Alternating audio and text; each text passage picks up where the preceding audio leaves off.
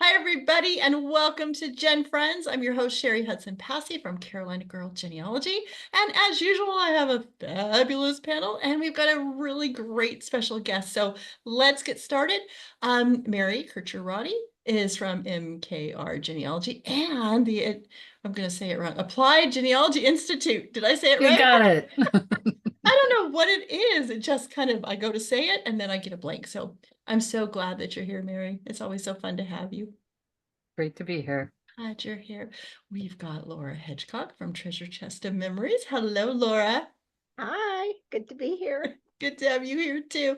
We've got Jenny Hawran, which I'm still hoping to get her last name right. See, I'm doing better. I'm doing better. And she is from Like Herding Cats Genealogy, which is just the best title for a blogger who's out there. Hey, Jenny, how are you? Good, glad to be here. Hi, everyone. I'm glad you're here too. We have got Shelley Murphy, our family tree girl, is here. Hello. Hello there. Glad to be here tonight. I'm Welcome. I'm glad you're here too. And last but certainly not least is just where she is on my screen is Melissa Barker, the archive lady. Hello, Melissa. Hello, glad to be here. Excited about hearing from Alec tonight. Yeah. So speaking of Alec, we have got Alec Ferretti as our guest tonight. Now, he is on the board for Reclaim the Records, which is what we want to talk about him tonight, to him about tonight. See what I said? It's like I just blah, blah, blah. Anyway, so we're going to talk to him about that. But he also does Italian research. He does everything. He he's just a great guy. He does a lot of everything. He also does a lot of work with the FOIA, which is the Freedom of Information Act records, getting those for you. And he's actually helped me with that before. Unfortunately, the record didn't help me with my genealogy, but he got the record for me. So that was great. So welcome, Alec. We're so happy to have you and just, just pull all that stuff out of your head that you do. All the way. Mm-hmm.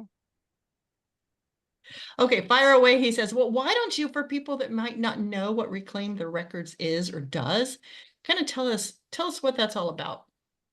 Sure. So let me just preface that with, I'm Alec. I live in New York City, and I co-run an organization called Reclaim the Records. We're a 501c3 that was formed in 2015, whose basically our sole purpose was to sue the government for records. I was not involved in the creation of the organization. I came along later, but we were founded by my friend Brooke Schreier-Gans, who lives in Mill Valley, California, as Mary and I were discussing a few minutes ago. And she was trying to get records out of the New York City archives. And long story short, she wanted to pay for copies of their microfilms. They said no.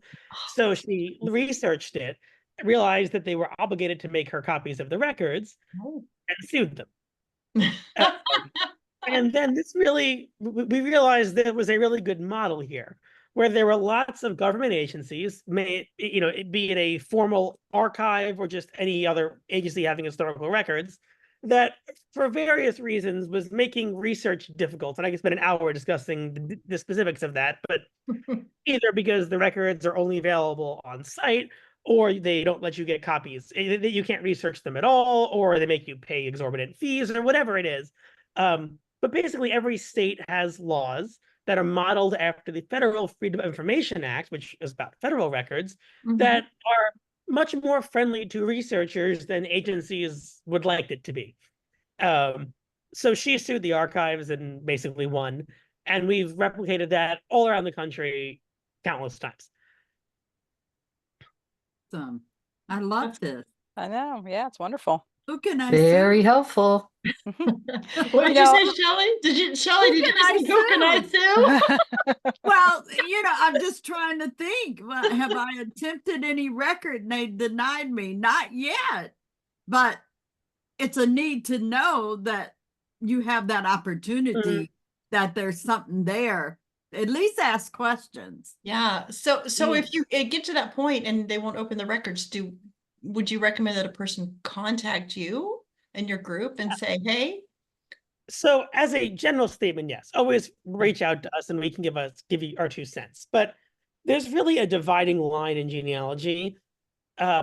So first of all, there is the realm of private records, church Mhm. records, or Mhm. manuscripts from some rich guy who's in an archive somewhere.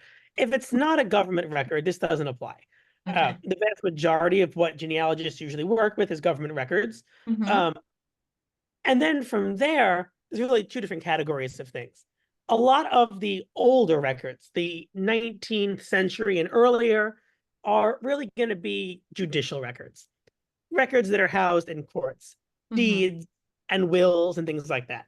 And there is a common law right of access to these kinds of records. So genealogists might have access issues, but it's not so much the government says you can't have them issue as much as it is there's one little old lady who works in the courthouse in this small county in Iowa. They're open 3 hours a day because there's no one to staff it.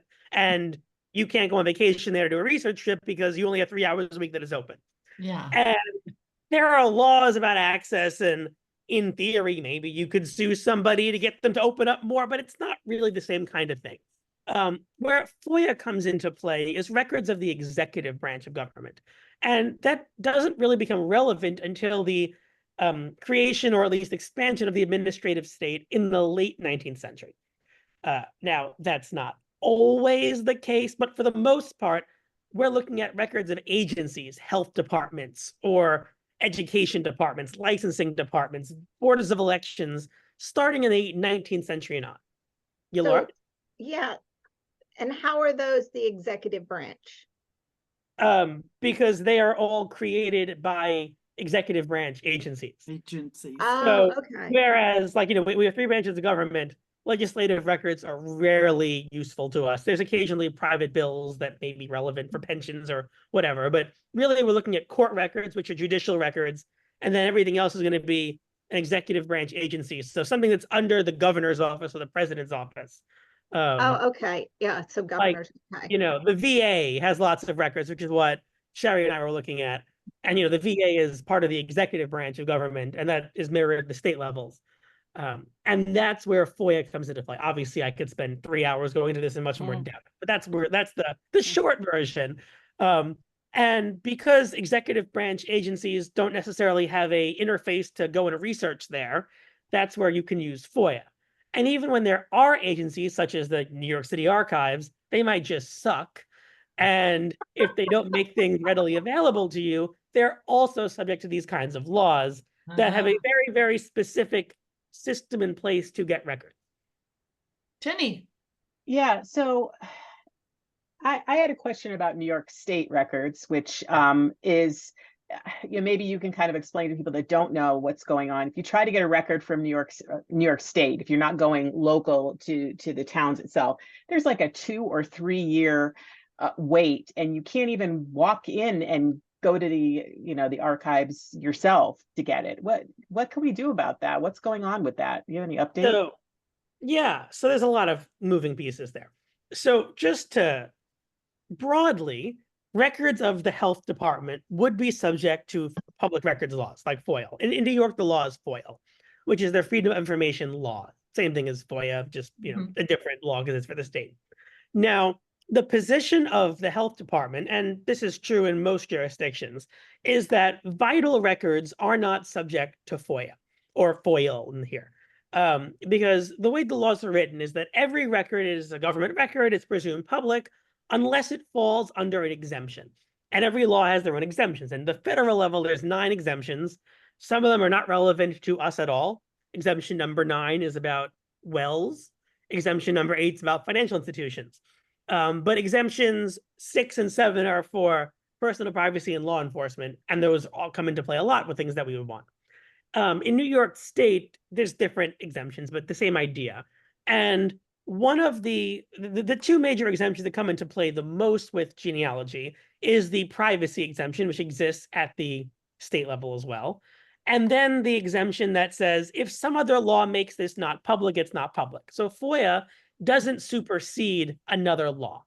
So, the census becomes public after 72 years. I can't FOIA the census and say, Yeah. Oh, well, FOIA exists. Gosh, I Because wish you the could. law about the 72 years supersedes the census. Gotcha. Now, a lot of times the laws are vague. So the health department's position will always be vital records are not subject to FOIA. And they have a whole roundabout reason why they say that's true. I disagree. I don't believe there is a statute on the books in New York State or in most states that actually exempts these records from FOIL. In the case of New York, what is exempt from FOIL are certified copies. They talk about certified copies of records. You can't request under FOIL. But what we want as genealogists are uncertified copies. Right. So my argument has always been that, okay, well, these are different documents. Now, Reclaim the Records is not tackling this issue on its head right now. We try to build up a case slowly because the courts are very opposed to the idea of getting large tranches of historical records through FOIL. The intention of FOIL is to learn about the government. Genealogists using it for research are kind of exploiting a loophole in a way. Now, the way the laws are designed, and I'm speaking broadly about every law in general, and this is all pretty applicable anywhere, but keep in mind, every state is going to be a little bit different. But the laws are not meant to consider why you want the record. If I ask for Governor Hochul's invoices for paying vendors to paint her office, and I wallpaper my house with that, that is allowed. I could put in the request, I want these invoices for wallpaper, and they can't have an issue with that. But the problem is that a lot of agencies and the courts defer to the reasoning we want the records anyway. And there are times Reclaim the Records is lost. They basically said that's not a good purpose, even though they can't actually consider the purpose. But if the court says, nope, too bad, then we lose. So right now, we are in litigation with the health department for the index to deaths. In New York State, they release death records after 50 years. And they release the index, and they also release the images. And the problem, as you'd said, is that New York State basically just decided they don't want to process these requests. So when you request a genealogical copy, they put it to the back of the line, and there's a 3 to 4 year wait. So what we could do tomorrow, if we felt like it, is make a FOIL request for a death certificate. They would deny it, saying that it's not subject to FOIL. We could sue them for it, and then start a 5-year court battle to determine if these records are or not subject to FOIL. But it's going to be a big sell to get a judge to say that, all of these millions of historical records can be FOILed. And it's not a thing that can be done in really any jurisdiction. So I don't think we'd be successful. So we're starting with the index. And we won at the trial court level. The health department appealed that. And then we had the appellate hearing earlier in the year. And in the spring, we lost, but in a split decision. So the appellate division in New York has a panel of 5 judges. And 3 judges, in what I believe is a garbage decision, said that the health department was right and that the death index is not a public record. 2 judges in the dissent said that it was.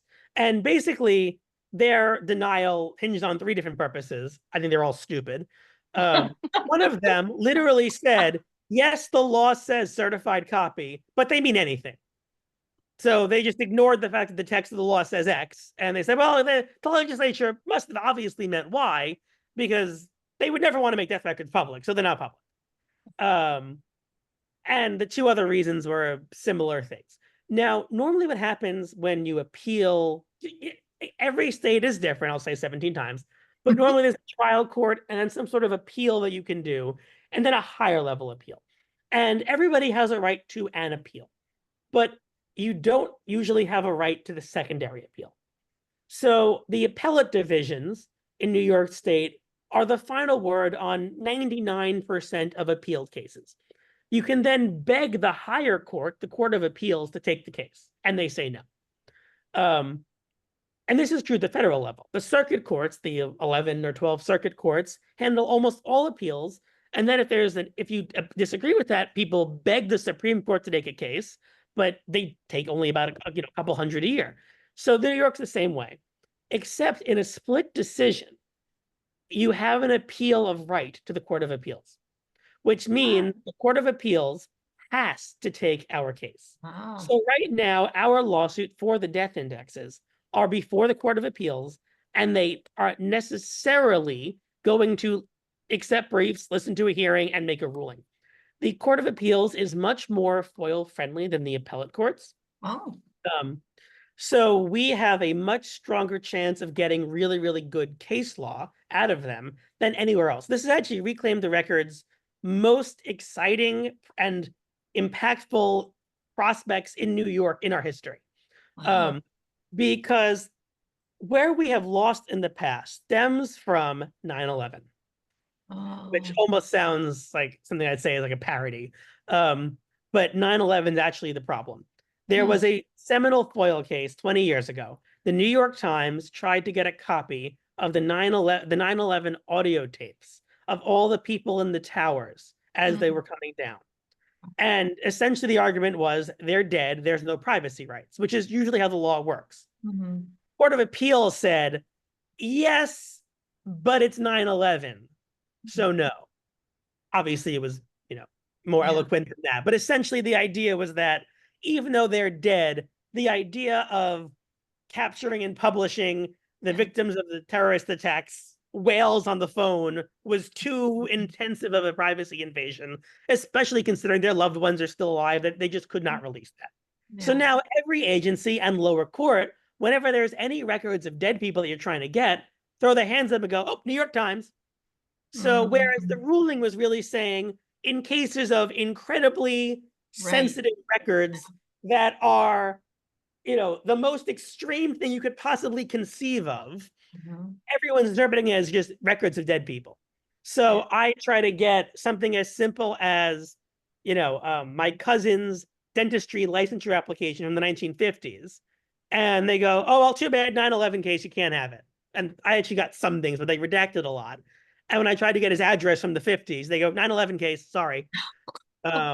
So we're really trying to get the Court of Appeals not so much to narrow that decision as just to reaffirm that it only applies in situations that are not relevant to genealogists researching nonsense from the 1950s. Yeah. Now, there is a fine line there. If I shoot somebody and there's an autopsy report where they weigh all the organs and it's from last week, is that more like biographical information from the death index, or is it more like 9/11 audio tapes? That's more complicated. So there is a world where the 9/11 ruling is relevant to things we would want, but the vast majority of what we want is just, John Doe died in 1977. Yeah. And there's no reasonable person who could say that's even remotely similar to dying on 9/11. Yeah. Gotcha. Mary, do you have a question? Yeah, so is New York just being pissy about it, or do they not want to do it because they don't want to set a precedent, or do they not want to do it because it's work and we have other work we want to do, Oh, have to that's a do, great and we question. don't wanna Probably all spend the time? above. Probably all the above. Well, I will quote one of my lawyers. I guess I'm breaking privilege. They got rocks in their head. Got rocks in their head. Breaking privilege. Okay. Yeah, no I longer privilege. was wondering if It's they were only going us. to come It's up only us. with the excuse of staffing levels when you're talking 2 to 3 years. Typically, institutions and repositories or agencies are saying it's staffing. Mhm. We don't have the staffing, and I'm thinking of DAR right off the top, because a lot of new applications go in and it's 1 to 2 years before people get a response regarding approved. Yeah. But then there were certain cases where people could get, like when my mom's application went in, she's 90 years old. It was approved in a week. Because of her age. You know what yeah. I'm saying? So there were Yeah. certain circumstances. And again, so they're not even given that excuse on staffing? There's two ways to look at it. There's their public-facing response, because obviously their response is all in court filings. So, their argument really had two different prongs. Prong number one was them playing word games. According to them, there is no death index. They have a million different roundabout ways of saying, well, just because there's a computer where we can query records doesn't mean there's an index, and an index doesn't mean an index. And that's just gibberish in hopes they can confuse the court.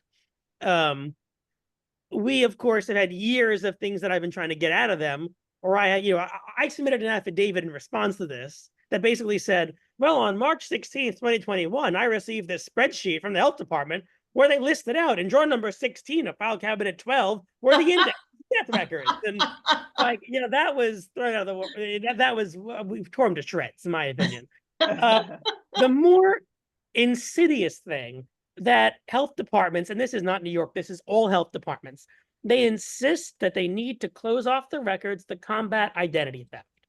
That's what I was And gonna say. Yeah, yeah. this comes from NAPSIS. Are you guys familiar with NAPSIS at all? Mm-mm. Okay. They are the lobbying group for the health departments nationwide. So it's the National Association of Preventative Health Statistics Information Systems, something like that. And they're their own 501c3 of 57 members, all the different vital records jurisdictions in the country. And they are the ones lobbying for the health departments or the vital records bureaus. And basically, they are trying to monopolize access to vital records, which they then sell to corporations, government agencies. So they have a product called Electronic Verification of Vital Events, where they've gotten almost all the states in America to sign on to this.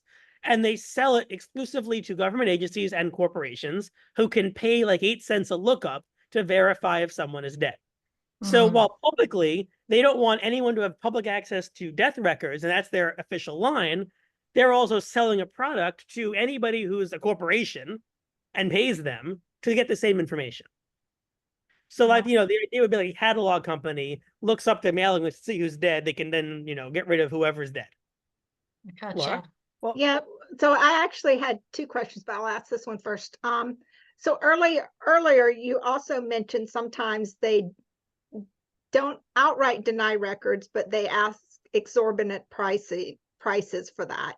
Is that a different area of law? Do you go about that totally differently, or do you approach it as it's effectively a denial of rights to have records? So every state has different like statutory framework for how fees work under FOIL. So first of all, there's always a provision that says if a different law exists, then that law exists. So like, the law that says that, in the case of New York, genealogical copies cost $22. That's in the statute, sort of. Let's just say yes for the purposes of this conversation. So we can't say, oh, it should be 25 cents a page, because there's a separate provision that says the fractional hours of the search time. There's a whole thing where the fee comes from.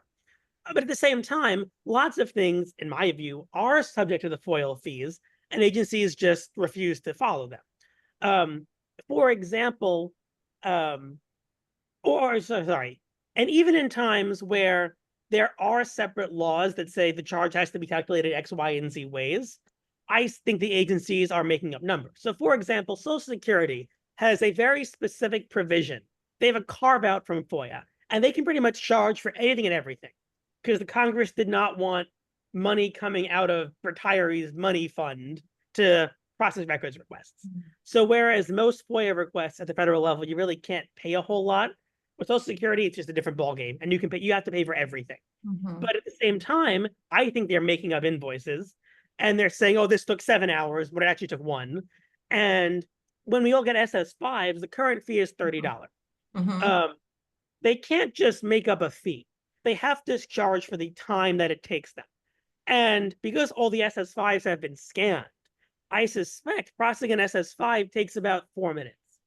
So even if they could charge $50 an hour for the time it takes to program it, if it takes 5 minutes to process, they can't really charge $50 for the full hour, or the 30 for what would be 40 minutes or whatever.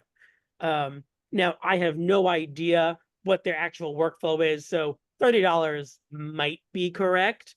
But considering they were charging $27 30 years ago when they were going to microfilms, I suspect it's not 10% harder than it was in the 90s. Right. Or 10% slower. So it really depends. But no, FOIA will have a system in place that covers how the fees work. So like just now in New Jersey, I was getting all the databases that Monmouth County had put on their website. I wanted my own copy of them, which I actually received this morning, courtesy of FedEx. But they assessed a fee of $432 for them, which I'm not thrilled about, but I ended up paying because it's cheaper than going to court. Basically, and I actually had done very little New Jersey price structure work until a few weeks ago when this came up. So in New Jersey, as it turns out, there's like a 14-point test that determines if they can assess fees. But Wow. the general premise being, if it's the larger the agency, the less easy it is for them to charge. So if the health department says we're going to charge a fee of 50 cents for this record, it wouldn't be allowed because this major agency with a budget of $10 billion charge me for a quarter is just stupid. But if I were to ask, the little, I don't know, little tiny village public library, can you scan 1,000 pages for me? Which would be like, their one employee for the entire day. Yeah. It would be the other direction where they could actually charge me the hourly fee because it would be a big issue to have them do that work. So Monmouth County was saying they need something like 14 hours to prepare the databases for me. The case law for county clerks is such that like 10 to 20 hour requests really shouldn't have fees assessed. I said that to them. They said, tough, we think we should. So now I could sue them, and then we can go to court, and I could say, well, the only case law that I can find shows that all county clerk could only assess a fee at 32 hours.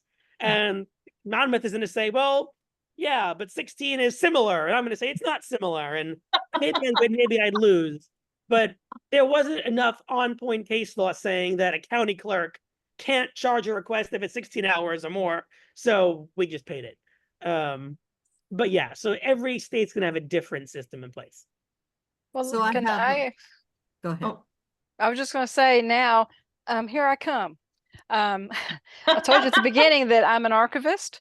And so I'm a county archivist. So I'm also our county records manager, which means I handle our FOIA requests. What state are you in? I'm in Tennessee, Houston County, Tennessee. So Tennessee is a sunshine state. And so majority of our records are open to the public, especially our government records. So I handle our FOIA requests, and I get and I don't even know if the panel knows this part of my job, because I don't know if I've ever talked about it, but I do. I get these FOIA requests. And so we have policies in place, and they have to, requester has to fill out a form. First of all, you have to be a Tennessee resident to even get the records. Oh, wow. Yeah, that's a state statute. And then after that, when you request your records, it's whatever department it is. I mean, I could one day, someone requests body cam footage from the sheriff's office, or a run report from the EMS department, or a court record, or whatever. Or most of what I get are requests for whenever the new budget has come in, a copy of the new county budget, or a spreadsheet of the county employees and what they make. That's the most popular things that are requested.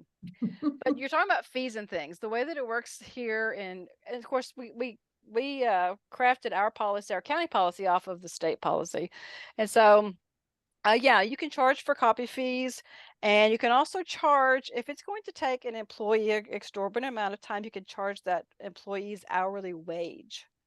And then you have to state and give them an estimate of how much it's going to cost.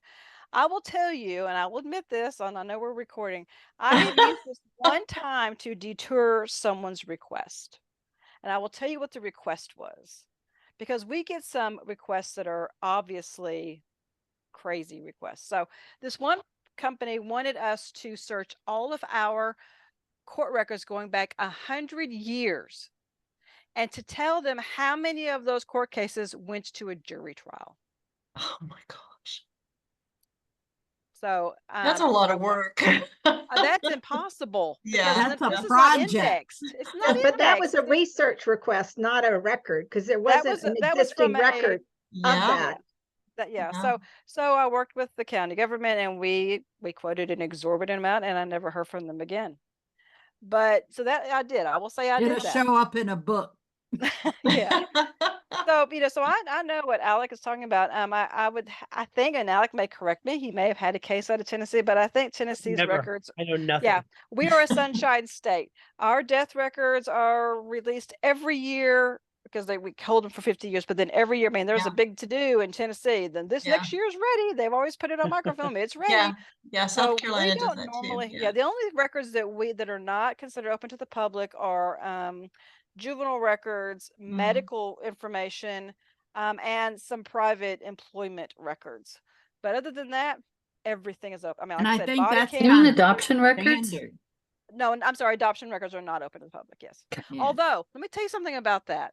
Because I handle the adoption records. When the courts send me down their old records, I have to go through them, pull out any adoption records, put them in another box that's labeled "Don't touch, don't open," and I have to put them aside. However, those are the loose packets. If you go on Family Search and go to the bound volumes, Mhm. all the old court records, all the adoptions are in the bound volumes. Oh, wow. That's a good tip for anybody doing I think that's the Tennessee. same thing for California too. Only because Nika Smith helped me access, and which I had no idea. You gotta have friends know. in high places sometimes. Yeah, well, she used to live there. But I have a really, I'm gonna not say it's a stupid question, but it's almost a silly question. When we're talking about FOIA, listening to you, listening to Melissa, and so forth. So we got county FOIA, typically adopted after state. Then we have state FOIA, typically maybe adopted after federal FOIA, or is there one FOIA and everybody just picks and chooses which one they're going to, Alex? So the federal FOIA applies to all federal agencies. Correct. Each state's FOIA applies to every agency within its state, and it can be a state agency or a local agency. So if I want to get a record from the New York County whatever agency, it's still a New York State FOIA request. Okay.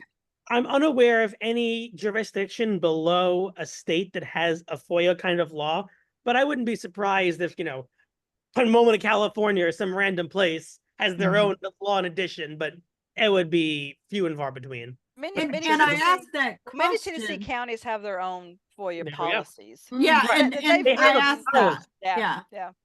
Just for clarification, because again, we push that people need to research local. Yeah.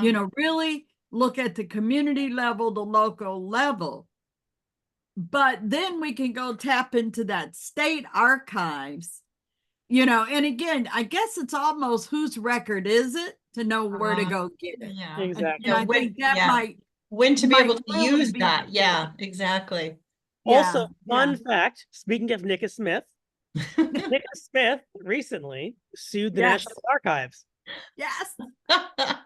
She submitted a FOIA request. They came back and said, we need 75 million years to get you the record. She sued them. Lo and behold, is getting her record. Good for her. Good. I'll tell you about one that But we didn't had she locally. didn't she have to file? And, Yes, go she through the hired steps. a lawyer and sue them. Yes. Got it. Yes. I'll tell you one locally that we had, and this is, I mean, because it's genealogical or not, but it just shows you, and especially in Tennessee, how open we are. I had a request that my requester wanted cell phone information from our sheriff's deputies. Oh. At the time, they did not have county purchased cell phones. They all used their own personal cell phone. It was in about an incident. So I went to the sheriff's office. That's what I do. I work with the departments. And they were like, they can't have that. They can't have that. I said, yeah, they can. I said, if you use your personal cell phone for work, it is open to FOIA. That was a huge eye opener for our county. Oh, bad. Did they So change now they it? have they have cell phones that Yeah. they dispense to Yeah. their deputies. Laura? Yeah, so Alec, how do y'all find the lawyers to do the litigation or the briefs, et cetera, that you need? And how do individuals like Nika, how are they able to find the financial backing to bring the lawsuits when it's necessary? So first of all, I just want to preface that with there's a lot of things that don't require litigation. They do require having a good understanding of the law, but I just did that sitting at my desk learning about FOIA for the last 10 years. You're not a lawyer, you just act like one. Right, The technology community, right? So, on this flash drive was those Monmouth County databases Yeah. that this is not super exciting because they're searchable on the website. I just wanted to get a backup copy of it because New Jersey's law is changing. So I figured well, we want to hoover everything up now under the stronger law. this flash drive I got on Friday, even more exciting, every single Passaic County naturalization that they scanned and put on a database that was searchable online that they took down a couple of years ago. But I got a copy of all the petitions. Neither of those required attorneys. And I do things like this all the time where I just get large sets of data. So if there is something a person wants, you definitely can attempt it on your own. Explaining the pitfalls is too complicated without having a specific case study in mind because there's so many laws and states and issues. But when you get to the point where you're getting a denial, which will happen a lot for sure, I guess the first question is, are you being denied correctly? Because I want the record does not make it a public record. So every year, Rick and I run the Roots Tech booth at Roots Tech. Yeah. And I would say, sorry, the Reclaim the Records booth at Roots Tech. And people come to us all the time with the records they would like. And I mean, that's why we're there, so I don't blame them for that. But I would say 75% of the conversations don't end with me saying, oh, this is a great lawsuit idea, or even this is a plausible lawsuit idea. They're almost always me saying, we can't have those records because they're actually not public records. You can only use FOIA when the agency is breaking the law, or maybe just not doing any, or maybe they're just not doing anything. When I ask the VA for a record, it's not because they're breaking any law. They just, they have a record and I want it. But if I, as I was saying before, FOIA the census, which I've actually tried just to see what happened, the Census Bureau said no, and they're correct. So I could hire a lawyer. I could sue them. I would lose. So we have to understand what law makes something public or not. And, for the average record someone watching this wants that they can't easily get, it's probably because it's not a public record. Right. There's plenty in that middle room where there's things that should be public records, but just, the average thing the average genealogist cares about, I want my cousin's adoption record from New York State. I can't FOIA that. It's not a public record. Okay, so that whole disclaimer aside, we've made a FOIA request. It's a correct FOIA request. You believe you're entitled to this under the law. They've denied you. You need to sue them. What do you do? So it really depends on the state, because in some states, you have mandatory fee recovery if you sue them. And that's how it generally works at the federal level too. So I don't know what arrangement Nick made with the lawyer specifically, but broadly, when you win in a FOIA lawsuit, you automatically will get your fees paid. So anybody who's waiting 7 years from a record from NARA should be able to sue them and then get their money back. Now, maybe they're not going to get the filing fee or the process server fee, and every lawyer is going to structure it a little bit differently. But like generally, you get your fees back. Now, some of the lawsuits we do come into tens of thousands of dollars. So these are real amounts of change. I mean, real amounts of money. In our Missouri Health Department lawsuit, the legal fees came to $175,000, which was egregious for lots of reasons that I'm not going to bore you with. We got all those back, and we got $10,000 or $20,000 in fines. I think $12,000 in fines, which is rare, but that Missouri allows for fines when there's bad faith. So we actually profited from that lawsuit. So this is all public information too. The results of the lawsuit? Yes. Yeah, it's all in the court documents that we got our fees. Okay. So at the federal level, or in New Jersey under the current law, it's actually pretty easy to sue someone because you can get your money back. The problem is in most places you can't, or you might not. So you can always ask for attorney's fees, but in the US legal system, you usually don't get attorney's fees unless there's a specific provision. And even in New York, the legislature amended FOIA 5 or 10 years ago to strengthen the ability to get attorney's fees, but judges don't entirely do it anyway. And they often want a showing of bad faith, or they want, so the agency says, oh, well, this isn't a public record because the policy says it's not. Well, that's not how FOIA works. But the agency swears up and down to the court, we really let FOIA work that way. We thought we could just decide. And the judge goes, oh, well, they really thought they could do this, so no fees. So it's hard to win your fees. And yes, honestly, the average person who wants to do a FOIA lawsuit can't. Even me running an organization with money to do this, I could blow through every dollar in our bank account tomorrow Yeah. if it was going to expire, and I had to spend it all by sunset tomorrow night. I could. But the problem is that it would only cover, you know, a tenth of the things that I could even conceive of doing. Yeah. Yeah. I could blow it all on stupid fun stuff. You know, nonsense I tried to FOIA that I just can't get, let alone important things. And there really isn't a good recourse to that. So would you have to focus on what's important? So would you suggest that if somebody's having troubles that they would reach out to Reclaim the Records and get some counsel from y'all? Yeah. So in terms of what we decide to focus on, it in practice is largely what Alec Ferretti is up to, because I'm just researching more of this than most people. And you know, most genealogists aren't dealing with this era. They may touch on it sometimes. You know, everybody might need a 1920 death certificate. That's an agency record of the federal, of a, you know, subject to FOIL, at least the agencies that are subject to FOIL. But my niche of genealogy, the Italians, the Jews, the immigrants in the 20th century, don't have court records from the 1780s because we were all, you know, barefoot in Sicily at the time.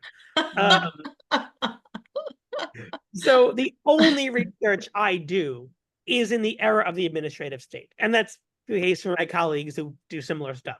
But I would imagine, I guess, on the average day of doing research, how often are you researching primarily pre-1860 records? That's a real question. Anyone feel free to answer. Not on average. It just depends on where I'm researching, but not often. Yeah. Really not often. Not often. Well, so I actually do. So Yeah, that Shelley does it all the time. Yeah, quite a lot. Well, that's because my people don't want to show me how to get out of when they came to South Carolina and well, maybe I'm wrong, because Most of my people were, mid 19th century. So mine are before 1860. okay. So I guess it And just I'm not depends on talking what about line just we're working African on. American. I'm talking about my European ancestors right. as well. So I guess More it just them depends than on what line we're researching and what we're doing at the And time. New So York really is it one just of the- depends. Yeah. The big stopping points is New York for my folks in Massachusetts, and Connecticut, and Rhode Island. I'm done. Stop. Yeah. So, and again, it's being able to understand first if there even is a record when you're talking about that time frame. And I think Well, not critical. even just that time frame. Cheri and I were working on a case study. We were looking for a divorce record from 1955 in South Carolina. And my sister, who's a lawyer, was helping me. And we couldn't find it, but she said, South Carolina is pretty arbitrary on when it decides a record is closed for privacy reasons. And in the 50s, it was infidelity. That now it's like a much higher bar before a record is closed. So, I mean, if you were just looking in the indexes, trying to see if that divorce existed without a newspaper article saying that it did, you wouldn't know it existed. So you wouldn't know how to get it. Yeah. Correct. Yeah.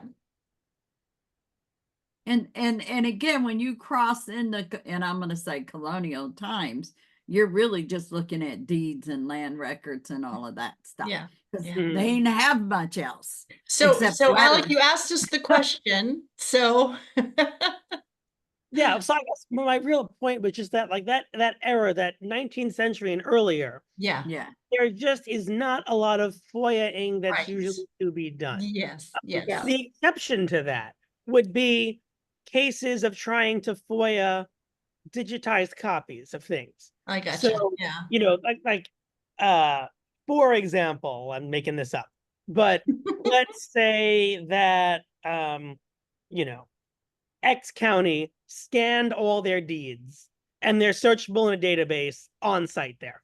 And it has deeds from the 1990s and also from the 1890s and the 1790s, because sometimes there are counties that got a grant and they scanned the whole of everything. But you have to go there. You might try to FOIA the records, and there might actually be stuff to FOIA. Now, it gets complicated with like county clerks because they have a dual judicial and administrative agency function. So sometimes there are court records that end up in executive branch agencies that you can try to FOIA. It gets complicated.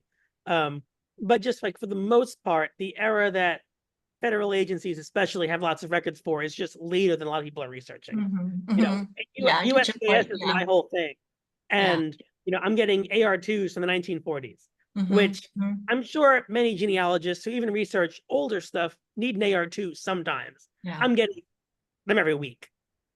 And it's just a, you yeah, know, quantity that most genealogists aren't dealing with the 1940s that frequently. right. So if you need help, people should reach out to you and get some advice. For sure. How do you get your money? How can genealogists support Reclaim the Records? So, you know, we are entirely based on donations. Mhm. But you know, that is unfortunately Ask for gonna the donate your donation, needs. Alex. Come on, you can We're do a it. nonprofit. That's right. and Totally based on QR code right donation. here in the middle, Cheri, a little edit.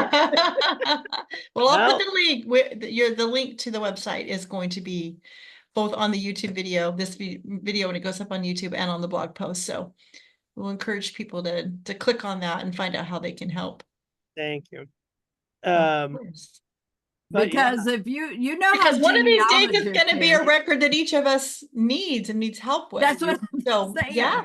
Yes, absolutely. So we want to keep you guys there. So Exactly. folks, there's always that chance that might be knocking on your door that you Yes. need this assistance, Yep. you know, and he stated and the I would- reasons. And I would Yeah. encourage you all to also follow them, Reclaim the Records on social media, because that's Yes, where they sure. make their announcements or what they're That's working on right. or what's coming Yeah. up or what, you know, so follow them so that you can be excited about what the work that they're doing. Exactly. And Exactly. how do we even know what we don't know?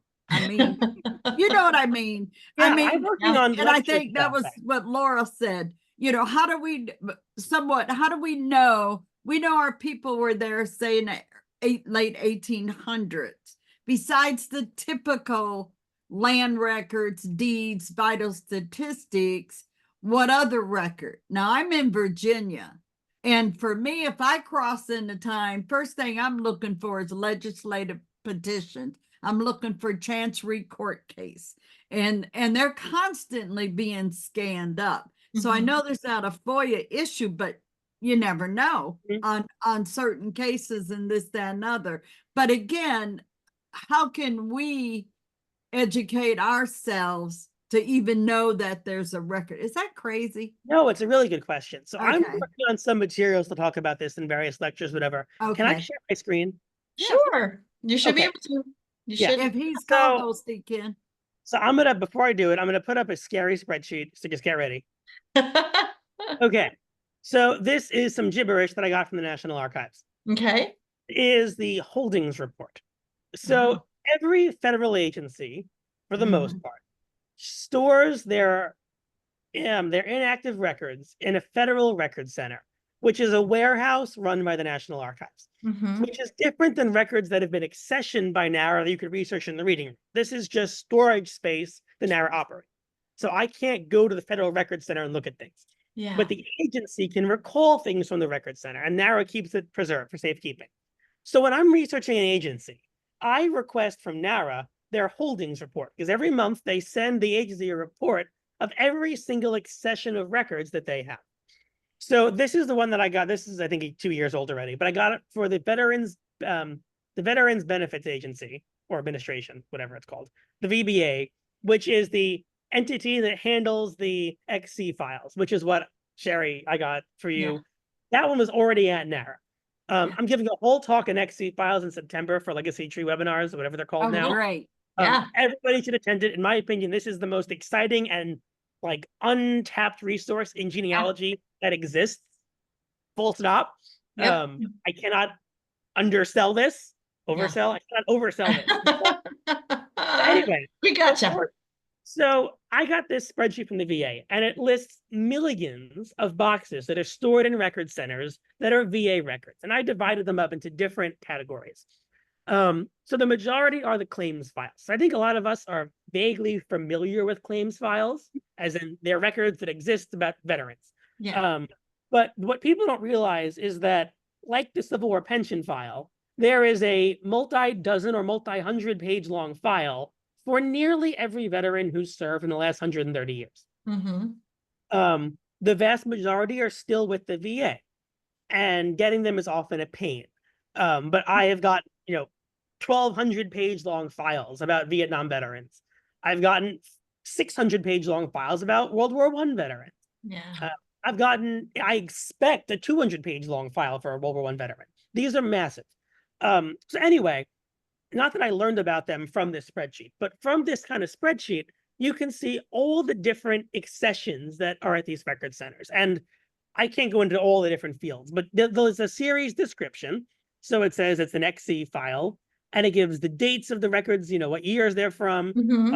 what regional office of the VA retired them. And then there's other kinds of things too. So there were a section of VA loans files that I haven't really investigated much, but there are, let's just estimate. Let's see, there are, I hit the wrong button, sorry. There are 246,000 boxes of VA loan files. Wow. So the VA loan records are temporary. You see under the disposition, it's just the temporary records. So they're Mhm. never going to go to NARA. They're going to be destroyed eventually. But in theory, if your relative that you're researching had some kind of loan with the VA, it might exist and they might have it. And they have x-rays similarly. There are some sort of payment records that they had. A lot of these are going to be, more modern stuff like records of the 70s or 80s or whatever. But a lot of these things are going to be older. From this loan category. Okay, that's the wrong. I want to see where is the okay, this tab doesn't have the date of the transfer, but like in theory, there could easily be stuff from like the 40s that are still here that's going to be destroyed soon. So just to answer your question more broadly, there are records that agencies have that inventory the records they have. And at the federal level, it's really easy because NARA just can spit out this report for any agency. For the most part, the federal records we want are at the National Archives, and there's a pretty solid infrastructure to research there. So we don't need to do this.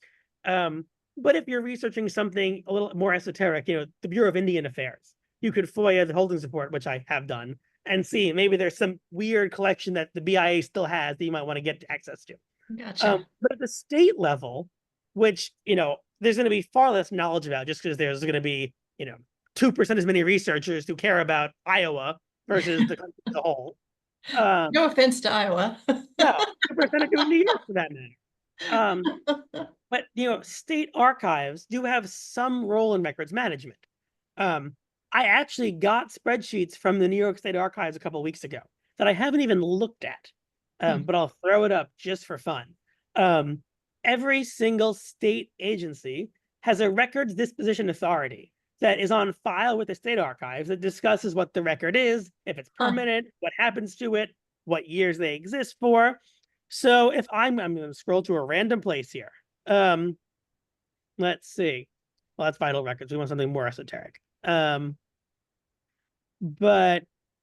the Adirondack Park Agency, they have the State Land Committee monthly agency meeting reports. They go back to the 1970s. Probably not relevant. But if your relative worked for the Adirondack Park Agency, could be, yeah. Exactly. And if you go through let's see, how many rows do we have? There are 500 or so rows. 480 of them are going to be things that are going to be not that useful. But I bet there's 20 things in here that are actually going to be like explicitly cool for genealogists. Right.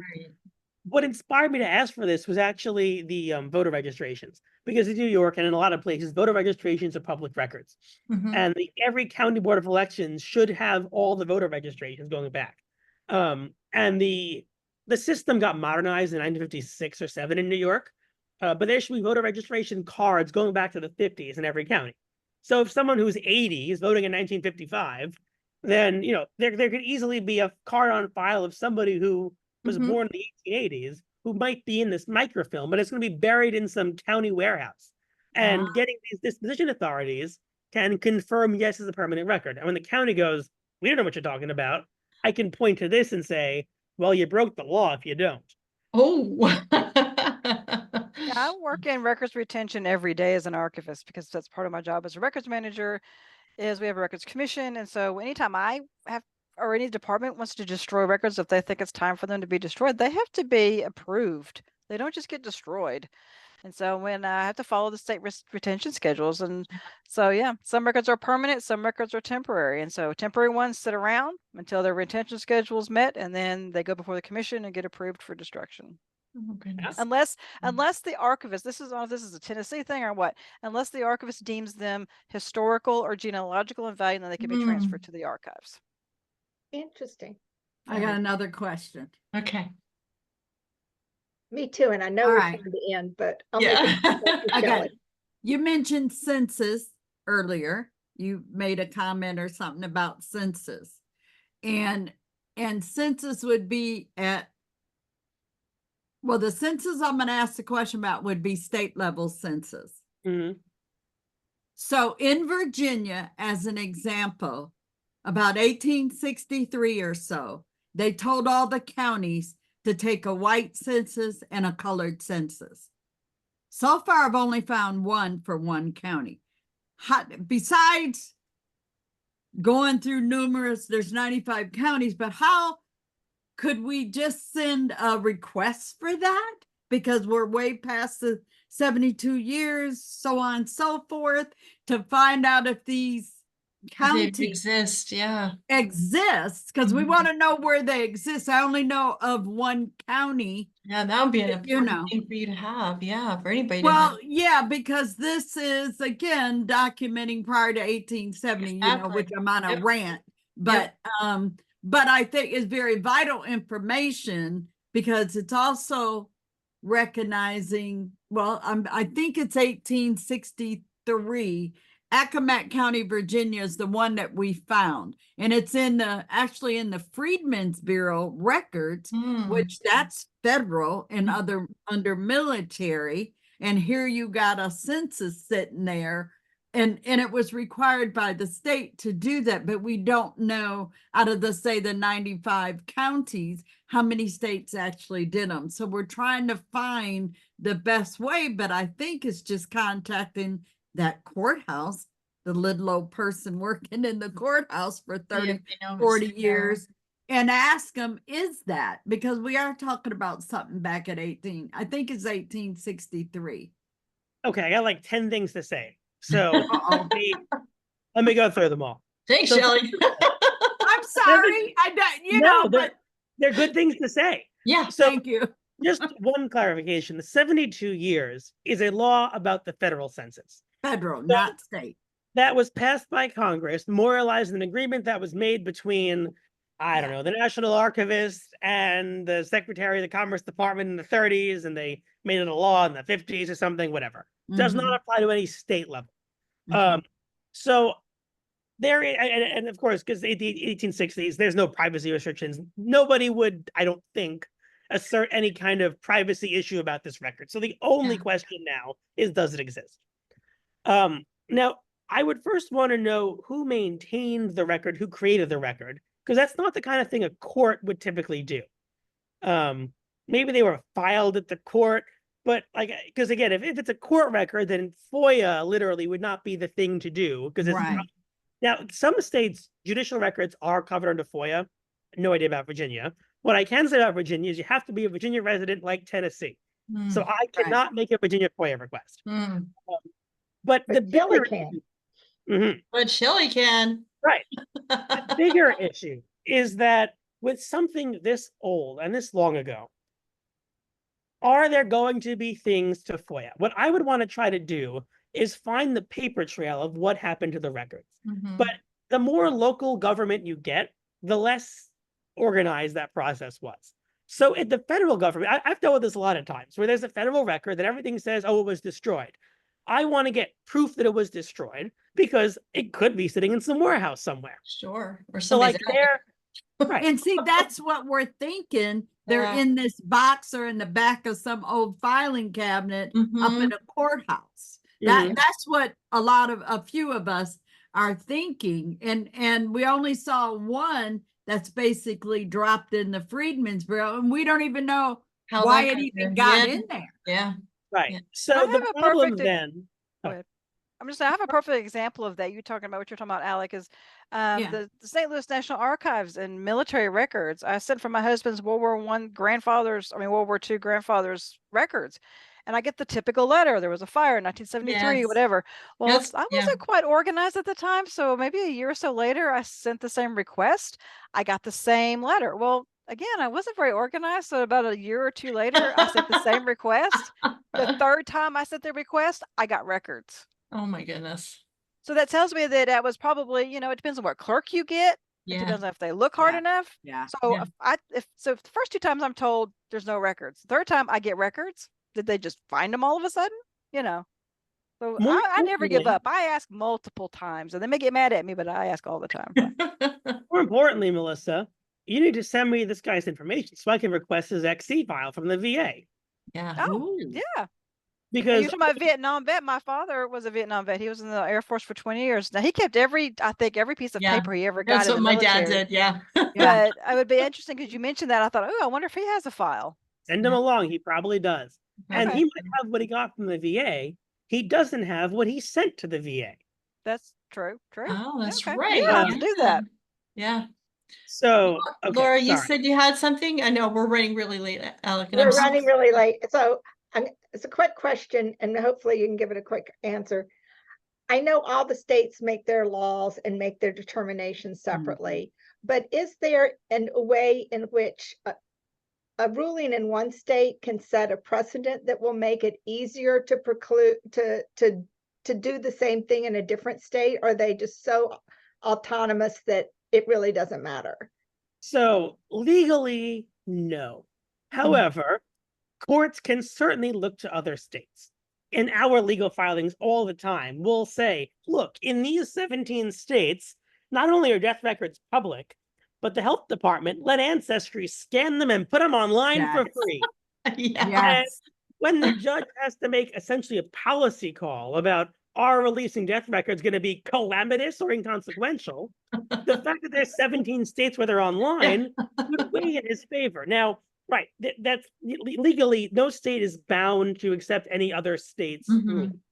Obviously, we have the supremacy clause, so the federal government supersedes the state. So if there's there are times you could potentially leverage that, but I'm not quite sure where that would work in this context.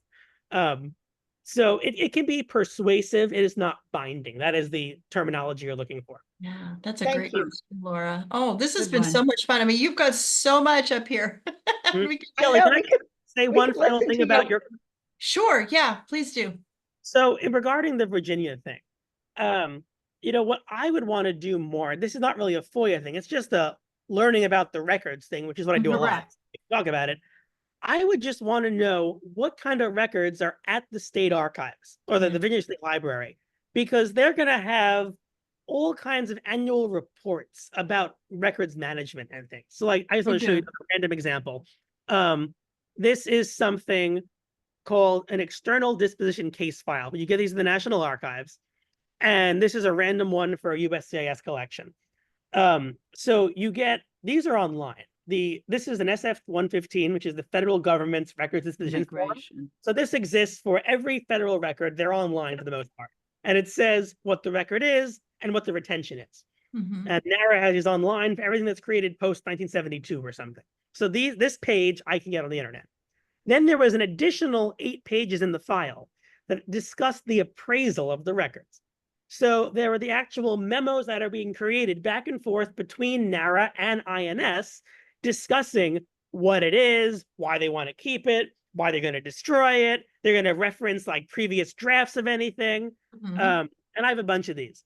So the feds are really organized where you can get all these, you can get, this is from the external disposition case file. It's added to their public records. Yeah. Virginia is not going to have an appraisal dossier for the 1863 county censuses, most likely. But there might be some kinds of reports. You have to know. It's called what- the report, the covering of the book of that one county we found. It says report on it. No, but Mm, I mean, just like there's some county somewhere must Mhm. have discussed what to do with them at some gotcha. point. Oh, I Gotcha. see what you're So it's saying. like a yeah. paper trail of the document. It's Yes. like a paper Right. trail of what happened. We got Like it. the life done. of the document. Yeah, yeah, yeah. Yeah. Yeah, Yeah. So that's what you got need to it. find. That's a great idea. And again, other states could have done the same thing. I don't know why, you know, and again, that's another thing to find out is why did they ask that question? Exactly. And actually it wasn't 1863, it was 1864. Okay. So the war's still going on. Yeah. And, So and yeah, it's what was the actually, purpose? yeah, Yeah. it's interesting, but just curious because I'm trying to find a easier way to Mhm. check 95 more counties. and 64 West Virginia's already dropped off. So Yeah. those 90 some counties are already gone. So Right. I'm only talking about the Commonwealth now, just the 95 counties. So you And we gotta, only have found Yeah. one. so And it that sounds took like what me- Alec is saying is you got to try to follow the record and see Yeah. what they did Yeah. with My it. gut tells me they don't exist, only Yeah. because Right. if there's 95 different counties, if they had been kept, past the era, and like Mhm. once you hit the modern era, things don't just get destroyed haphazardly for the most part. Mhm. So like, the concern is in 1912, did the clerk say, who cares about this? Yeah. Right. But if it's truly happening randomly, Mhm. one of the counties is going to have not thrown them away. Like, the odds of all 95 counties independently throwing them away or hiding them really, really well seems unlikely. I hope that's the case. And I found things that shouldn't exist. So it's like a worthwhile endeavor. Yeah. But hopefully, But at least I've got a strategy now to Yeah. think of it a little differently to go after it because it could help a lot of people, Mhm. you know, once we find this. And it's both, it's white and black, Yeah.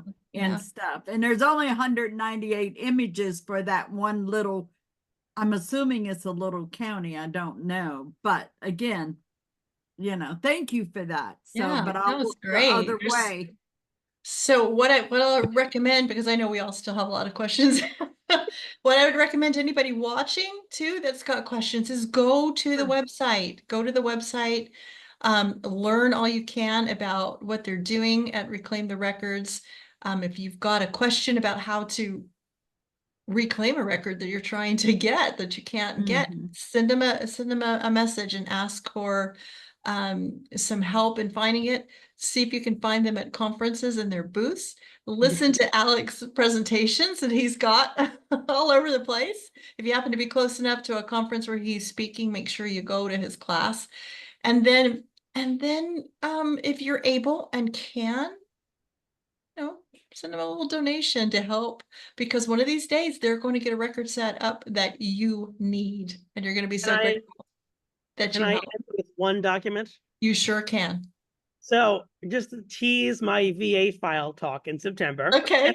Reclaim the Records is launching a database in the next couple of months that we won a lawsuit from the VA that will facilitate requesting these records. So I was saying to Melissa, I think, about how even if you have what your relative got from the VA, you don't have what they sent to the VA. I mean, maybe Right. you probably don't. Correct. We have a letter from a veteran in the mid 1940s who is in dire need of the VA's aid because he was threatened with eviction and he's buying a house. And basically, he's, I think, getting some sort of VA loan kind of thing or VA benefits. And he needs his discharge papers in order for the sale to go through. And he's begging the VA for the discharge papers. This person, of course, being Jack Klugman, the actor. I was Oh, just going to ask wow. you that. Yeah, I saw Wow. that name. And honestly, this reads like Oscar Madison. He is a disorganized mess, and he needs his file. He can't find it. That's great. And Please, it says, look at that. Oh, Please. wow. You know, and they always Um, say that people that write in the margins of papers are people that like their personality is a little outside the box. Wow, that was that's it wonderful. too. That's going to be a great talk. I'm looking forward to Mhm, it. can't wait. Cool. And I Yeah. appreciate the help that you gave me, even though the record that we found didn't give me any information. It's still, I mean, at least you looked, and I know that if there's something had existed, you would have found it. So that gives me comfort that I didn't miss anything. So I appreciate that. Thank you so much for My being pleasure. on and putting up with all of our questions and so much information that you have, and what a great job you're doing. Thank you for that. Thank you for that, Thank helping you. us to get the records that we need and we are supposed to have. So with that, I will say thank you, and thanks to everybody for watching, and check out the links. And so if you've got any questions or comments, make sure you post them, and we appreciate you being here. Thank you so much. And with that, we'll see you next time Thank on you. GenFriends. Bye, everybody. Bye. Right.